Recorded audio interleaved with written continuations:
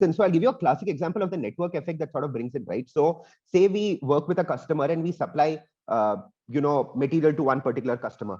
And say because of this, we make payment to a particular supplier. The moment we make a payment to a particular supplier, organically, without even reaching out to the supplier calls and says, "Sir, आप कौन हो? मेरे customer के लिए आप payment कर रहे हो? Wow, I have 10 more other customers who need credit. I will supply the material and we can have an arrangement between each other, but I will connect you to 10 other customers because you're solving my pain point of giving credit. So why not I connect you to more customers?" So I think the combination of both brings in such large network, effects, which is what we were saying कि cost of customer acquisition ही नहीं है, profit है. हर order में पैसा बनाते, first customer acquisition में भी पैसा बनाते. That the combination gives you great stickiness and network effect, because today we are solving for both the buyer and the supplier, not for just one of them. Hey Vasant, hey Nitin, really excited for this conversation.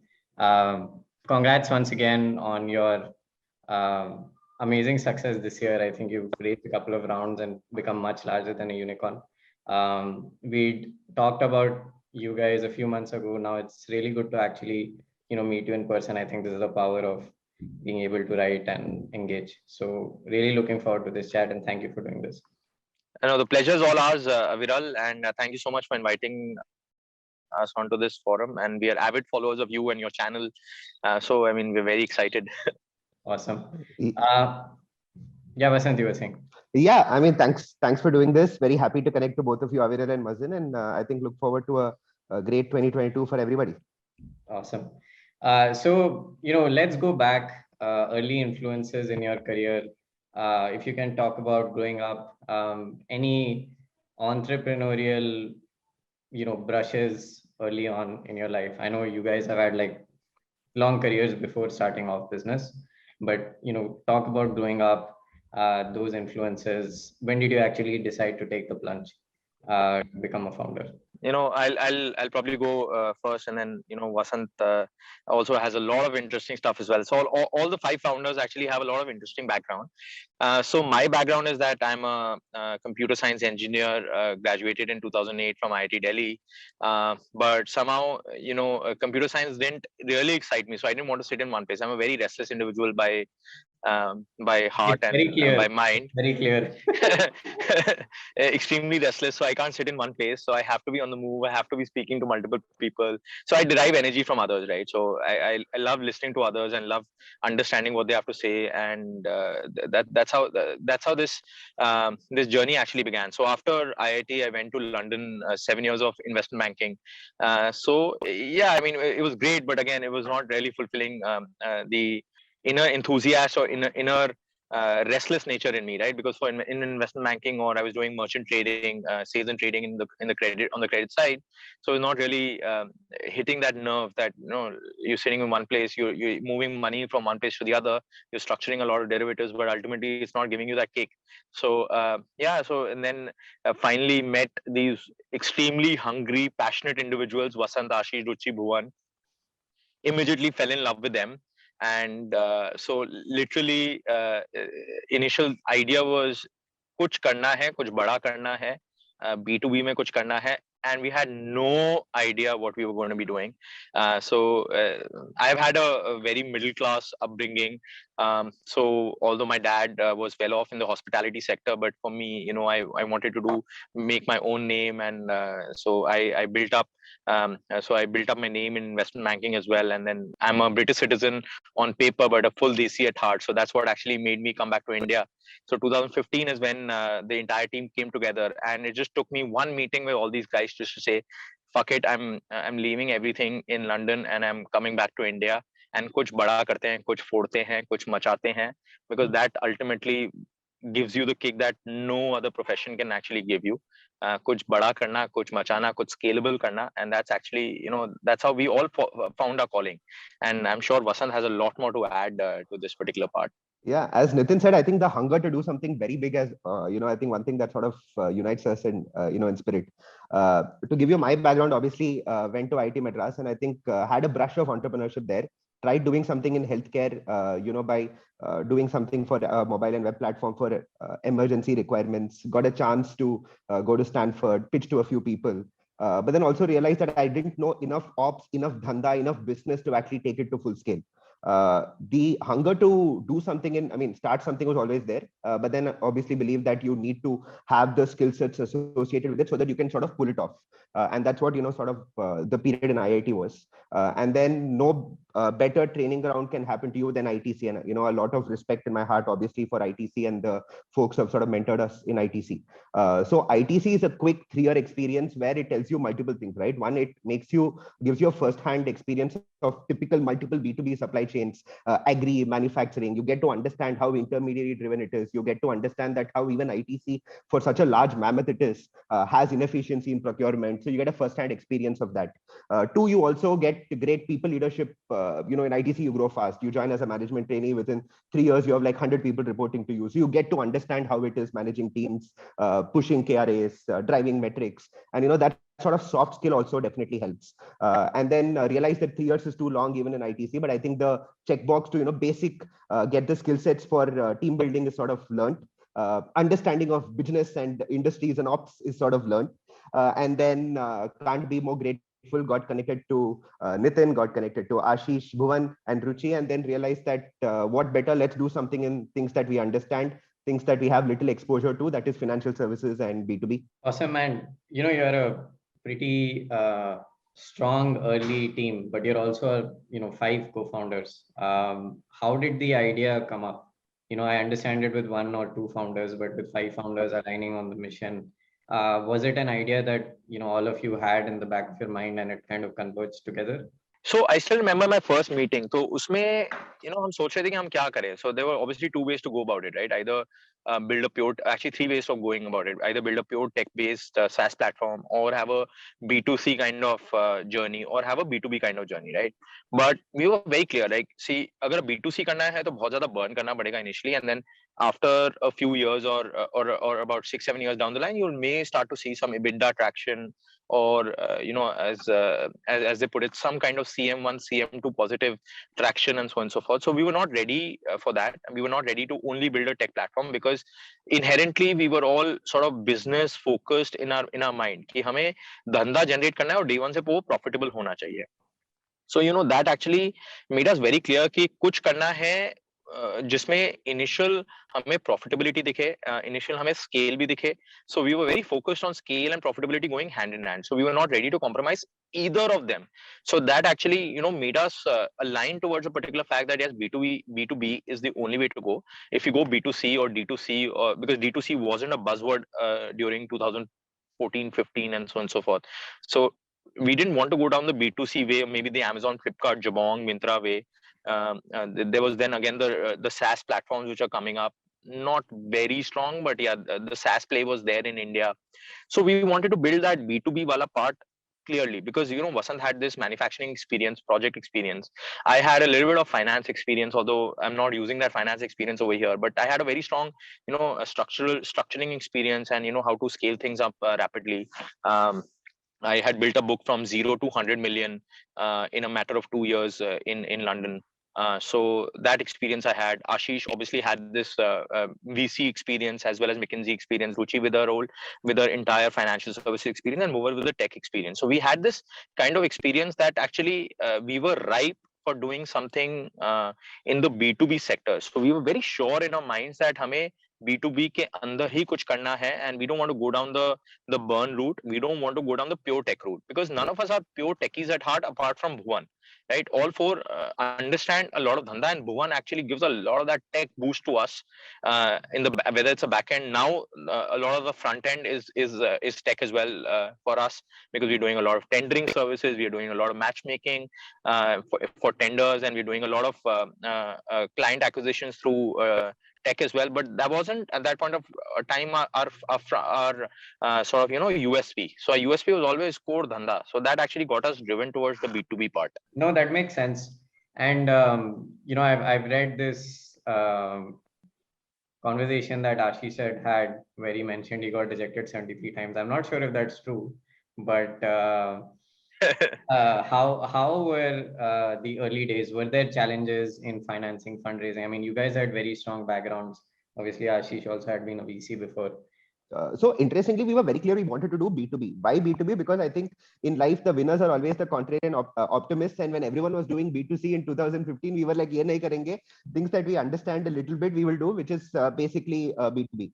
And B2B, maybe it was not like B2B is such a large market that you can do logistics in B2B, you can do marketing in B2B, you can do manufacturing, whether you can literally do anything in B2B. Now, how do we start with was more a logical extension of what we basically knew. मतलब ITC में project procurement में steel aggregate करके we were very good at procurement, sort of try building a business around that in the first years of business. So it was more a natural extension of what skill sets, network, and experience we had to sort of build it down. Now, I think what interestingly happened for us in the first couple of years, we realized that yes, raw material B2B is a $500 billion market, extremely fragmented, intermediary driven. There is enough profit pool to bring technology and bring scale to build a beautiful business. But I think logically what we also realized, and I think everything came through a lot of first principles thinking, that we realized that you can't build a large B2B platform without having a layered financing piece also on top of it. Now, because you realize that in B2B, any transaction has a layer of credit associated with it.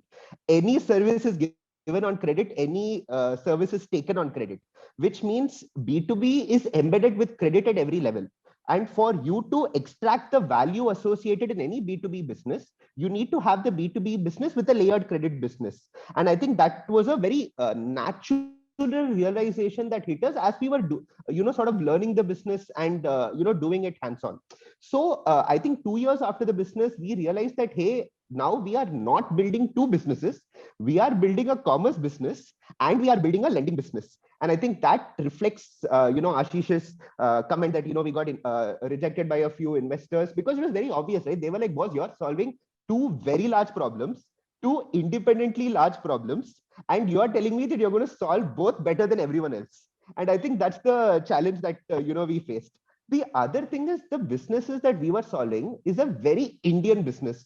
This problem of trade credit, intermediary, does not exist probably in global markets, maybe a little bit in China, maybe in most the Asian developing markets, but definitely not in the developed markets.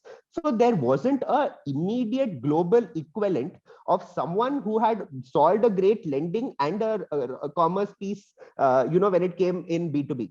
So then, not being able to have a global equivalent always looks at you as, what are you aspiring for? And I think those were, the, sort of challenges we have, and that reflects where there was at some point in time not as much interest.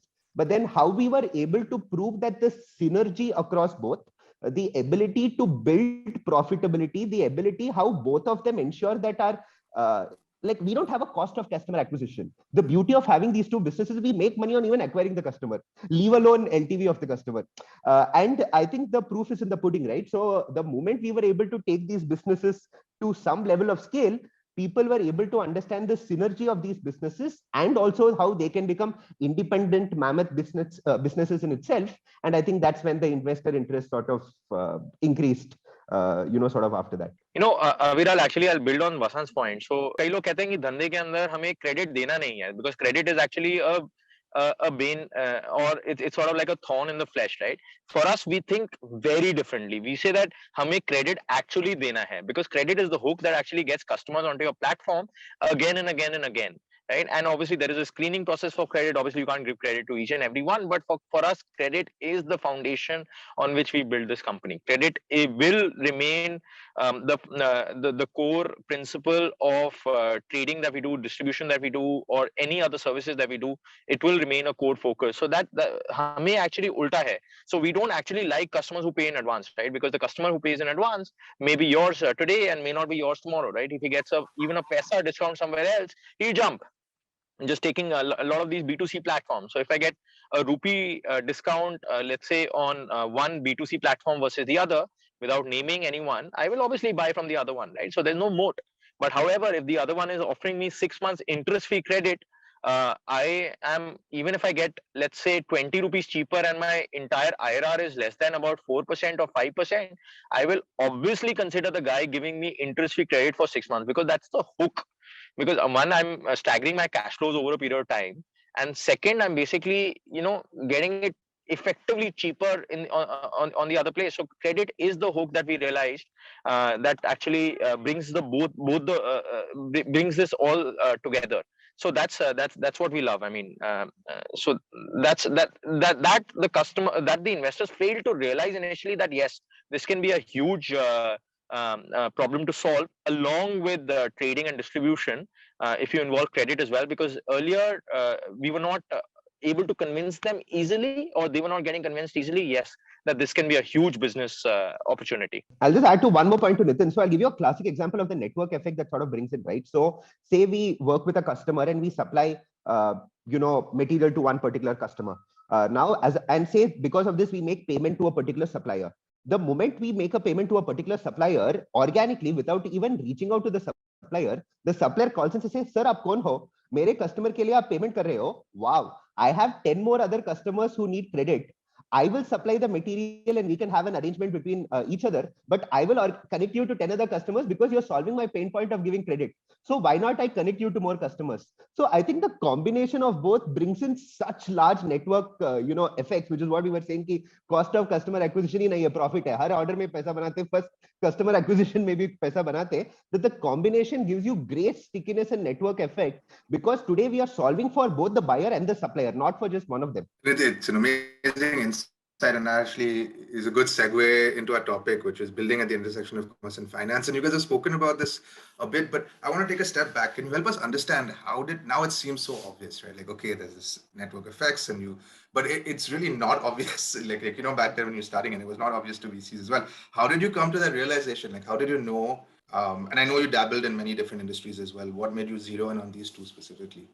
See, my belief is that B2B is so large and so varied and so nuanced that often successful B2B businesses are built as vertical businesses, because every nuance of a garment business is different from the nuance of a fruit and vegetable business, is different from the nuance of a manufacturing business for automobiles. So everything is very nuanced.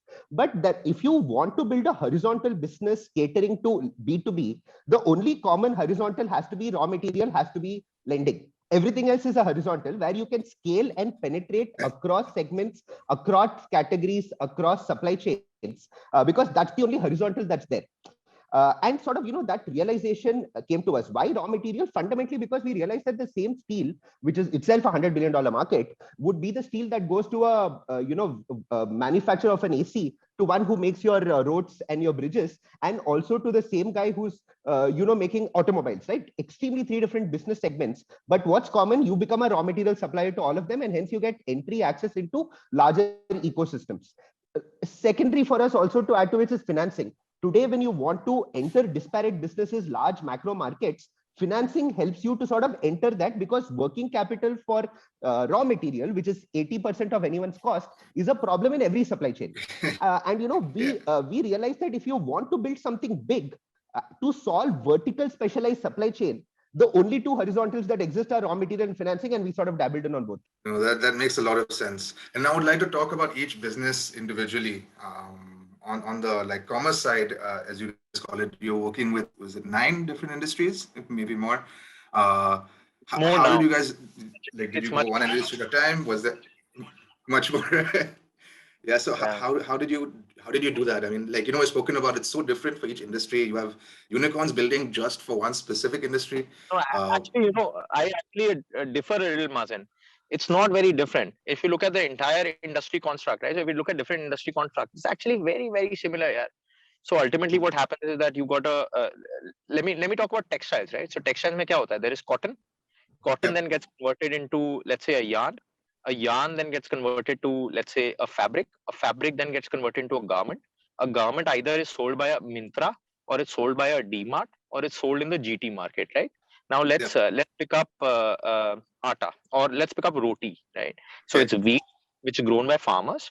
It is then transported, supplied by traders or arthiyas or whoever to flour mills who manufacture atta. Atta is then either sold to DMart, or it's sold to a Flipkart, or it's sold into a GT market. It is bought by people, and then you ultimately make a roti, right? That's it. Now, if you talk, let's say, about steel. Now, steel mein kya hota hai? There is ultimately scrap steel, or there is iron billets, or there is iron ore, which is taken by, let's say, a manufacturer like SAIL, converted into TMT billets, then transported by a trader to, let's say, a manufacturer such as Dilip Buildcon, who is doing infra projects, and supply it to government of India, right, in the form of roads, right? Now, if I take the other side, and the other side is basically a steel manufacturer takes steel, he converts them into, let's say, operation theaters, or not operation theaters, operation beds, or sinks, and so on and so forth, and supply to a hospital, right? So ultimately, if you look at the entire construct, it's the same. Ultimately एक जगह पैसा government से आना है, एक जगह पैसा आपका एमएनसी से आना है, या एक जगह पैसा आपका मार्केट से आना है in the form of GT. So it's not very different. The entire industry or any industry that you pick up has a very, very similar construct, has a very, very similar payment cycle, has a very, very similar overall structure. So it's not very different. So we started with steel because, ultimately you start wherever your network is. And, because we were very lucky to have a few people from ITC back us initially along with Matrix. One of them was Mr. Sanjeev Rangras. So he was based out of Guntur. Guntur is where we started our journey. There were a lot of builders building projects because it was a new capital region being developed. Right, so people were moving from Hyderabad to Guntur, and they were building, and a lot of builders were building projects over there. They were buying steel from local dealers, and local dealers were sourcing it from Hyderabad or from far away places in Andhra. So ultimately, we said, "Yaar, ye dealers jo hain, they're making 10% profit." And ultimately, we told all these, we went door to door, and we told all these builders that, listen, allow us to source steel, and we will source the best possible steel for you at the best possible price. So we started sourcing from Hyderabad, we started sourcing from Vizag, and we started sourcing from as far as Delhi, if you can imagine, right? Even the logistics included delivered price of steel in the south was cheaper than what the distributors were providing. So we said there is a lot of scope. There is a lot. So whatever said and done, there is a lot of there's a lot of asymmetry in terms of pricing, and we can actually capture this market. So we started off with steel. Then we realized, there are other products that a contractor uses, or one who's building rails, roads, and bridges. He needs cement also, he needs bitumen also, he needs aggregates also, and he needs aluminum also in some particular case. So we started with all of those. Then we realized, okay, what about other industries? And these other industries started during COVID. Because COVID actually was a good time for business, because it gave a good 3 months for us just to sit down when dunya band padi thi, where we actually got a time to think and start, ki aur kya kar sakte hain? How can we actually take it to the next level? So we started our textile business during COVID, where we realized that yes, this entire yarn and fabric and stuff can be a huge business. Then we started our agri business, which is now about 25-30% of our entire business, where we were doing aggregation of non-perishable agri commodities, financing over there. And all this we started, and plus, commerce we've extended to such a level that not only raw materials, even in finished goods, there's a huge market for even finished goods. Yeah. So finished goods mein kya hota hai ki, let's say one of our SMEs is manufacturing. I mentioned operation tables, right? Now operation tables, he is one guy. He can market to, let's say, a Fortis or a Max, but he can't market to a South wala party or South wala hospital sitting out of Faridabad in the north. We started doing that as well. We said there's a huge market for that. We started marketing the finished goods as well. So we realized it's a huge game. It's a huge game, not only for raw materials, even for finished goods in all areas, right? In food, steel, aluminum, everything. So that's how we began the commerce business, and we started a lot of verticals. But I mean, and fair enough. Okay, there's similarities at a macro level across industries, but you still need to build a network. You still need to build a customer base. How did you guys do that? Perhaps it was just this flywheel that you had generated of people going out and referring your product. Yeah. So I think, the flywheel that we said of the supplier network, flywheel is extremely strong, right? As the example that you said, for every customer that we source, we make a payment or facilitate transactions from so many suppliers through our platform. That supplier becomes an organic lead for us, who gives us more customers. So that becomes a natural flywheel itself. So every customer gives us another customer, right? That's how beautiful these networks are. The second part is that a large is to attribute it to our tech platform BidAssist, and I think that makes our customer acquisition engine positive, right? So we have a platform called BidAssist, which sort of aggregates and puts down every government tender that exists in India on a single solution. Now the reality is that this is a behavior that has already been adopted by the SME. You're not trying to get a culture change. Today, an SME is probably not going online to search for steel or search for credit, but he definitely is going online to search for tender opportunities to grow his business, because all governments on their independent portals over the last 10 years have been asking every SME to do this. So you're not changing any customer behavior by doing this. Now, what we did is Bid Assist, that sort of built out of, puts all these tenders together on a single platform and tells them that, hey, we'll help you bid for these tenders beautifully. Now, Bid Assist itself today has more than 10 lakh SMEs and becomes our customer acquisition engine for us. To the point that, say there is a customer today who's bidding for a DRDO defense tender. Imagine that our ability to reach out to him is so curated and so temporally right that we will call him and say कि sir हम देख रहे हैं कि आप DRDO tender के लिए bid कर रहे हैं, which means you definitely need a lot of stainless steel to supply for this DRDO tender, which means DRDO will also pay you in, say, 120 days after you supply that solution to them. Why not we provide these two solutions also to you? So the ability where we are not changing a customer behavior, guys are used to going online for tenders, and we temporarily and the right time reach out to them is also, what makes us reach out organically to so many customers. So that's a 15 lakh SME network that's already built, and every customer acquisition gives us a supplier and customer, which will anyway give us more. So that's typically the tech plus our organic flywheel that sort of keeps adding. Amazing. It's just amazing to hear. And perhaps it's a perfect time to transition into the other business, the finance business that you guys have built. I mean, when you said it sounds, like you went out to kind of build these two large businesses and do it better than everyone else. And you're really doing it better than everyone else. I believe you have There's a the huge lowest overlap, NPAs. huge overlap in the middle as well between these two businesses, because they're not sort of, independent of each other, and they're building on each other's networks as well. That's a great part. I think that's the key. It's that you have the same network. It's the same group of people, and you are, and they're referring each other, and you're kind of going back around. But my question was, so how did you guys do it? How did you get such low NPAs, and what are you guys doing differently? Yeah. So I think, a couple of points that are very important. I think the first reason we do it is attributed to the product itself.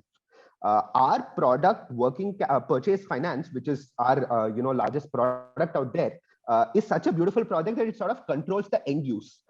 We give credit lines or credit limits to a customer, but all the material against this credit limit, the material supply is sort of controlled, managed by us. So we never transfer money into the customer's account itself. We provide a credit limit against which we monitor the end use. So fundamentally, what happens is our control over the end use and the supply chain is extremely large. Number two, typically, if you see post-COVID or any of this, typically in lending, anyone who has a low-touch engagement with a customer, who's far away from the customer, who has given a loan once and probably does not interact or interface with the customer on a frequent basis, is the one who's most away from the customer, and the one who's easily to shocks that might happen to the ecosystem.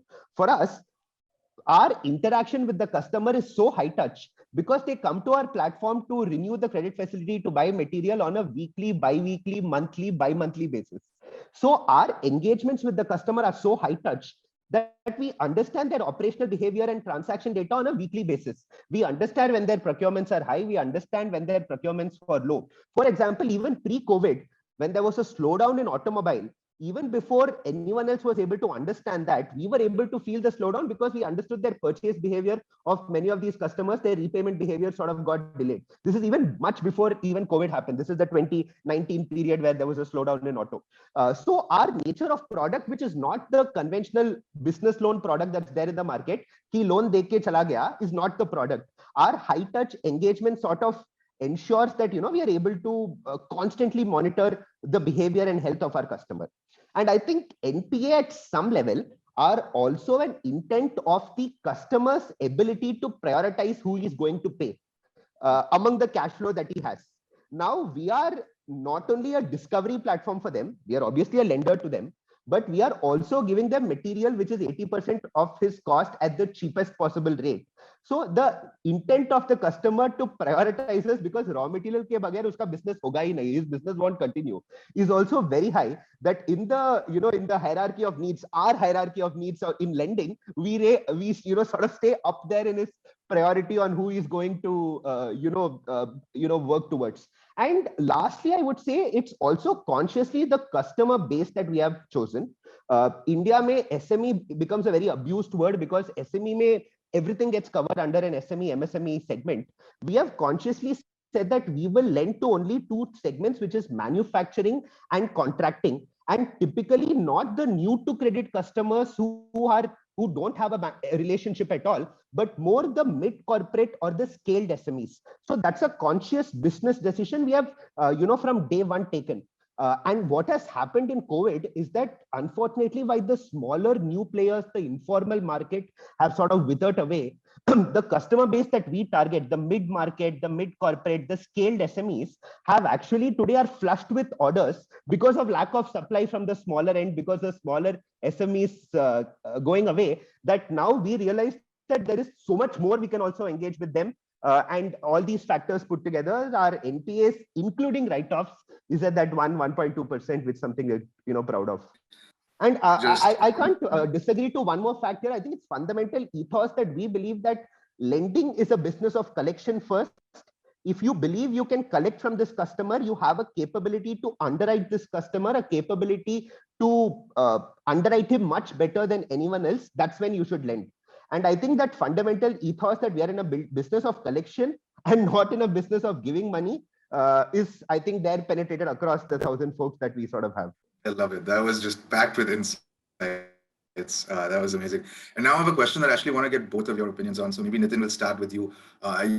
You guys have a very unique approach to hiring and building a team. You've built products at scale with very small teams. You've also taken a very unconventional approach. So how did you guys come up with this? Yeah, so we, like everyone, we've experimented, but we've actually, with each experimentation, we've failed fast and then stuck onto something that was actually working, right? So what actually worked for us is that you hire extremely early into a person's career, and then you let them grow with the organization and give them enough and more responsibility so that they feel that they're an entrepreneur themselves and they are entrepreneurs in their own rights, and give them the freedom to perform. So what we've realized is that, the more industry folks that you hire, or the more people that you hire who have got 10 years or 15 years of experience, they come with a lot of baggage. So they're not able to think freely, they're not able to think disruptively, they're not able to think out of the box, and they're not able to visualize the problem with a very, very free mind. So we love hiring from people from, colleges, direct from MBA colleges, giving them enough and more space to outperform in their respective areas. And there are few people, and not few people actually, there are so 80% of our workforce, or 85% of our workforce is straight out of college, right? Most of them joined us within a couple of months, if not directly out of college. So they went somewhere else, and then they realized that the peers out here at OfBusiness were learning so much more. They were learning about actual dhanda. They were learning about how different industries work, because we're not married to just one industry. We work across industries. So they get a lot of exposure. So they brought in their peers as well. So that's how we managed to attract the best of the talent. So our hiring philosophy was very clear. We don't want to hire too many industry experts. We want to rely on those freshers who come with a very fresh brain, go onto the ground and just get us dhanda from the ground. And they think, and they're able to bust their asses, because they're at the beginning of their career, and we give them enough space. We give them enough ownership that they are willing to go to the next level. So that's what we did, and that's what actually magically worked for us all across, right? So that's something that I think we will stick by. That philosophy is something that we will stick as we keep scaling. So we scaled from 0 to 5 billion through that philosophy, and I'm sure 5 to 50 will be a very, very similar philosophy. So we don't want to disturb that ethos that we've created in the organization. Like how, just to add to a point to what Nitin has so beautifully said, today our entire North lending business is headed by someone, a 2017 grad who joined us from IIM Rohtak. Our entire corporate finance and investor relationship is again one of the people who have joined us in 2017.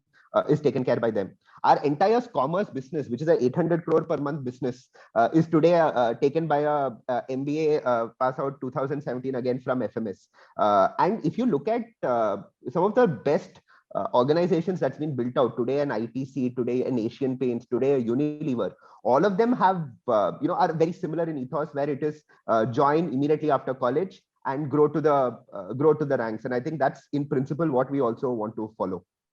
And our attrition rate, is basically probably the lowest in the industry. It's about 1% or less than 1%, in fact, across sales, ops, finance, tech, you name any department. It's less than 1%. I mean, that's because that's the ethos that we created. We get them young and we really give them the space to perform. Like Vasant was saying, there's a 2020 graduate who's basically heading our entire grains business, which is basically approximately 10 to 15% of the entire company's revenue. He's heading it, and he's doing it independently. I mean, that's unimaginable to visualize that this guy just 1 year out of college has so much maturity. That's something that we will stick by, and that's something that's really worked for us. Wow, I mean, I think just even doing these as a thought process without even having run the experiment requires a lot of guts. I think you guys are reaping the benefits. It's crazy. I mean, the last story is out of the world. So a person who has like 1 year of experience is contributing to 10-15% of top line. Wow. So, the best part is that people who are sitting there, right? I mean, he obviously has not met everyone because of COVID. So he speaks over the phone, and the person on the other side says, yeah, sir, you've been doing this for 10-15 years. So aapko experience hoga, to aap bataiye. And that guy also answers, "Ha sir, mere experience se aise karna chahiye." And that actually turns out to be true, right? And he says with so much confidence because he's gone ahead with a very free mind. He doesn't have those past baggages, and he knows and he studied all the history and what has happened, and he's coming afresh. So he's not sitting like on a gaddi or something that normal grain traders are sitting on. He is basically taking a car, driving from Pune all the way to Indore to Ujjain, Ujjain to Punjab to Rajasthan, and he did this all within 20 days. He was on the road. He met each and every big trader. He met farmers. I mean, that's the kind of spirit that you need, and then you can't expect that spirit from, let's say, a 15 or 20-year experienced guy always, right? But you can always expect this spirit from a fresh guy. So that's what I love about the newcomers. Yeah. And what's your team size today as a total org? I think total org would be close to about 920 people as of today. Close to that, plus minus 10 people. And across businesses, I guess financing business would be close to about 200, 250 odd people. Commerce business, would be close to a similar amount, and then we have the tech team and the finance team and so on and so forth. Yeah, I think commerce enabling credit, enabling commerce, that was the insight I got when you guys were speaking. It's crazy, like how somebody comes and gets financed by you guys and says, hey, you know what, get these guys on the platform, and it's a flywheel that just continues to turn. And there are many people who we financed initially without having aggregation in mind, and now we're starting to supply material to them. वो कहते हैं कि हमें ये भी दे दो आप. So we start doing a little bit of electronics as well for them, right? So that's how we're building these new supply chains. So we're getting into newer and newer supply chains. Yeah, I mean, this full stack approach, I guess, is most well known with Alibaba, where they just like went all across. I know you guys are doing it on the B2B side. They also, I think, did it on the B2B side. It's possible to build a very big outcome here. So, Aviral, ऐसा भी होता है ना, जैसे Covid के अंदर क्या हुआ? If you, let's say, a manufacturer gets money from somewhere, right? So he has to prioritize in his head. Now, let's say he takes a loan from a particular NBFC, which he has to pay in installments over a period of 5 years. Now, if he says, "Agar मैं उस loan को pay off कर दूंगा," there is money going out of my system. It's gone, right? He's not going to give me a re-loan in COVID times, right? So because everyone is risk averse. Now, then he thinks of traders. वो कहेगा मैं trader को अगर raw material के लिए पैसे वापस कर देता हूँ, वो मुझे दोबारा raw material नहीं देने वाला है. Right? Because he will be shit scared that it's COVID and then my money has come back. Let me keep the money. Let me not do any more business. Right. Now, he prioritize us because we give him that breathing space. We keep that credit rolling. We believe in that guy because, we go by books. We don't go by face. We don't go by only relationship. So we keep that credit rolling. We give him that leeway that, listen, we will give you an extended credit period. It's fine. And plus we will rotate that capital within your system. We're not taking away capital away from your system. So he's much more comfortable paying us and doing business with us. So उसको डर नहीं लगा रहता हम उसके पैसे लेके भाग जाएंगे, हमारे पैसे हैं ultimately, but हम पैसे लेके we'll take it out of the system and run away and not look back at him. So that comfort level he has with us, and that's why he prioritizes us over the traders, over other NBFCs who give long-term loans. So that's the hook that we have, and that's the relationship we have with the customer, and that's why NPAs are so low. Right. No, I think the incentives are aligned, and Vasant mentioned that you are in a collection business, not a distribution business. I think that's bang on, and I agree. The way it's been structured, I think it just makes sense. Everybody is operating in each other's best interest. That principal agent problem that exists, I think you guys have solved for it very well. So cool. I think the final question that we ask, which we ask all our guests, is, and why this is called Founders Unfiltered, is what's one piece of unfiltered feedback that you received, either as an entrepreneur or in your career, that really changed the way you look at things? And more brutal, more honest would be great. It could be given by someone who's like a customer as well. You were pretty shocked, but it was true. So any of you can go first. Vasant, why don't you be honest? Yeah, so I think one thing that it's more I think philosophy earlier on that we sort of ingrained, and this came back by we see a lot of our customers, SMEs, build fine businesses, right? Whether it is across manufacturing businesses. The reality is that a lot of them build great businesses with great profit pools, and the brick and mortar segments that we operate in are always an inspiration for us. Because we believe that at some layer, one strong India overrates, India overrates something like Jugaad. And I think Jugaad is the most overrated thing in the world. I think short-term wins for long-term is celebrated in India, and we are fundamentally against that. And I think that's by working with our customers in traditional boring businesses, we all realize the need for consistency, discipline, a Banna Marwadi mindset, and actually build something that's sustainable and not just build something for short term. Because if you ask me or Nitin, we will tell you that in a B2B business, GMV is not even a metric. It should not even be monitored, because the market size is so large that you can anyway get any GMV in a B2B business. The metric that you should monitor in a B2B business is what is your profit pool and how are you able to increase it over time. So India mein problem ye ho chuka hai ki I think an advice to everyone that we follow and we like to give is that don't build for Jugaad.